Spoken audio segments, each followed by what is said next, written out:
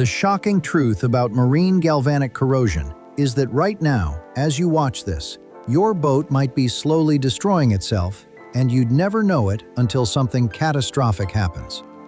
90% of ship hull failures stem from corrosion.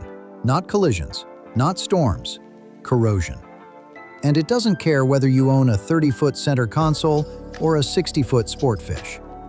Most boat owners miss this crucial detail. The moment you put two different metals in salt water, you've essentially built a battery. Your boat generates its own electrical current, and that current eats your boat alive from the inside out. This process is called galvanic corrosion, and it's the single most common and most misunderstood threat to every boat on the water. Let's break down exactly how this works, what it looks like, and most importantly, how you stop it before it costs you thousands or even sinks your boat. Galvanic corrosion happens when two dissimilar metals sit in an electrolyte, which is just salt water. One metal becomes the anode, the less noble metal, and it starts losing electrons. It corrodes. The other metal, the cathode, actually gets protected. The greater the difference between those two metals on what's called the galvanic series, the faster the corrosion eats through. Picture an aluminum outdrive mated to a stainless steel propeller. That aluminum sacrifices itself to protect that stainless steel, and if you're not paying attention, it destroys the entire lower unit. But galvanic corrosion isn't the only enemy. There's a second type called electrolytic corrosion, or stray current corrosion, and this one's far more aggressive. Unlike galvanic corrosion, electrolysis doesn't occur naturally. It's driven by an external electrical current. Faulty wiring on your boat, a bad ground connection, even a corroded shore power cable can send stray electrical current through your underwater metals and accelerate corrosion at a terrifying rate. And here's what should keep you up at night. Stray current doesn't have to come from your boat. Faulty wiring on the boat berthed next to you in the marina can create stray current that attacks your vessel. Your neighbor's electrical problem becomes your corrosion disaster. Then there's a third type most people have never heard of: microbial corrosion. Certain bacteria and fungi physically and chemically modify your metal surfaces, making them far more vulnerable to breakdown. It's like corrosion with a biological assist. And don't forget crevice corrosion, which attacks metals hidden under barnacles or tight spaces where oxygen is depleted. Now let's talk money, because this is where it gets real. According to NACE International, the Corrosion Professional Society, the annual cost of corrosion to the U.S. marine shipping industry alone reaches $2.7 billion. Globally, the marine sector loses somewhere between $50 and $80 billion annually to corrosion. And here's a statistic that should change how you think about maintenance. Repairing a coating while a vessel's offshore can cost up to 100 times what the original coating cost. 100 times. That cheap shortcut on bottom paint suddenly doesn't look so cheap. Salt water acts as the great accelerator. High conductivity in salt water speeds up corrosion up to 100 times compared to fresh water. If you're a saltwater boater, you're in a fundamentally different fight than your freshwater counterparts. So, what are the warning signs? What should you actually look for? First, blistering or bubbling paint on your hull. Most people see that and think it's time for a new paint job. It is, but it's also telling you corrosion's happening underneath. Second, watch for discoloration, especially reddish-brown or green patches on metal surfaces. Third, pitting, those small localized holes that look almost insignificant but represent serious metal loss. Fourth, flaking, where layers of metal literally peel away. And fifth, a chalky white residue on your anodes or fittings. That white residue signals that corrosion is active. A corrosion meter with a silver chloride reference electrode can measure your hull potential and tell you exactly how protected you are. Here's another critical indicator. Check your sacrificial anodes. In normal saltwater conditions, your anodes should last about 18 to 24 months. They should be roughly 50% worn after 12 months. If your anodes vanish faster than expected, you've likely got an electrolysis issue, and you need to investigate immediately. Replace anodes at 50% depletion, or if you see heavy pitting, cracks, or uneven wear. This network of connections is called your bonding system, or cathodic bonding system, and it's what distributes that protective current throughout your boat's underwater metals. And while we're on the subject of anodes, let me warn you about a mistake I see constantly: over-zinking. People think if some zinc is good, more must be better. Wrong. Putting too much zinc on your boat reverses the flow of current and actually causes corrosion in the other direction. You'll know it's happening when your props feel like sandpaper, covered in a coarse layer of zinc oxide. And never mix anode metals.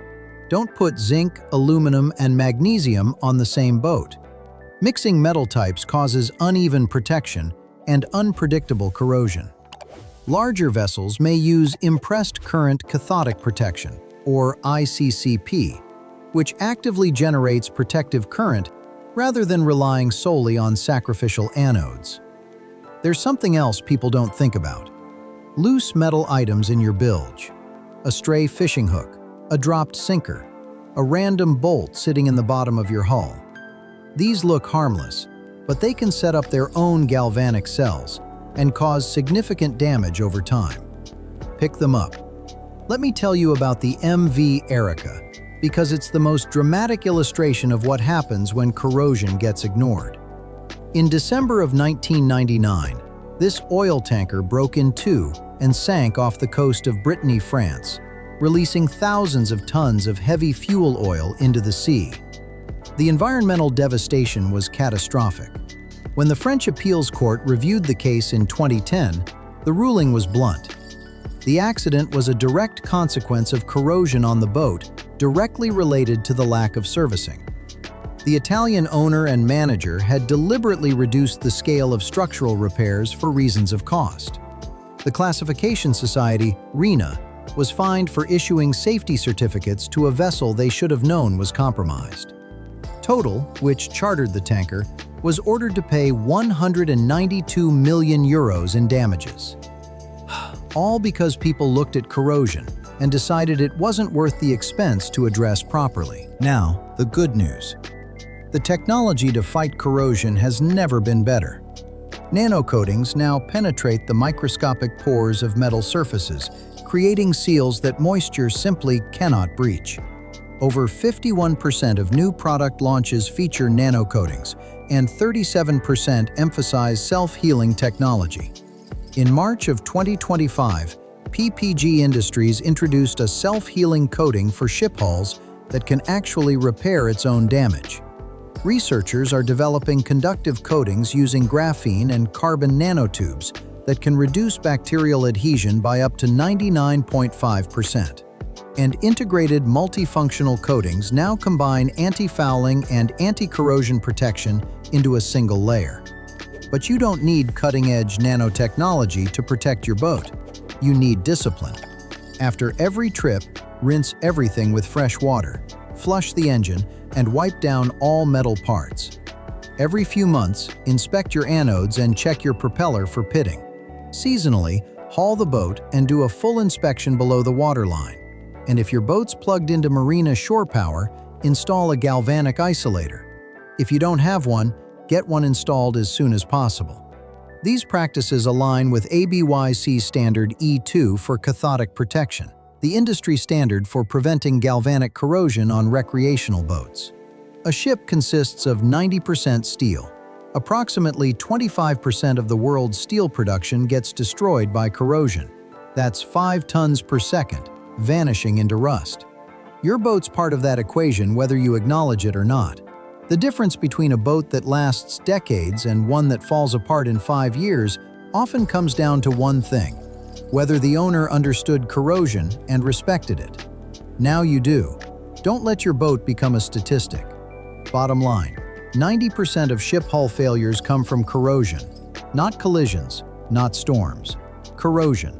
And it's happening to your boat right now, whether you see it or not. 2 different metals in saltwater create a battery. That battery eats your boat from the inside out. galvanic corrosion, electrolytic corrosion, stray current from your neighbor's boat, all of it working against you simultaneously. After every trip, rinse with fresh water and flush your engine. Every few months, check your sacrificial anodes. They should last 18 to 24 months. If they're vanishing faster, you have an electrolysis problem. Replace at 50% depletion. Install a galvanic isolator if you're on shore power. And haul your boat seasonally for a full underwater inspection. The MV Erica ignored corrosion to save money. The ship broke in half and sank. 192 million euros in damages, all preventable. I've got links in the description to ABYC Standard E2 on cathodic protection, galvanic series charts, anode replacement schedules, galvanic isolator installation guides, and corrosion inspection checklists. If this saves you from thousands in hidden corrosion damage, hit subscribe. We cover boat maintenance, Coast Guard regulations, and marine engineering every week here on the Marine Ledger. See you on the next one.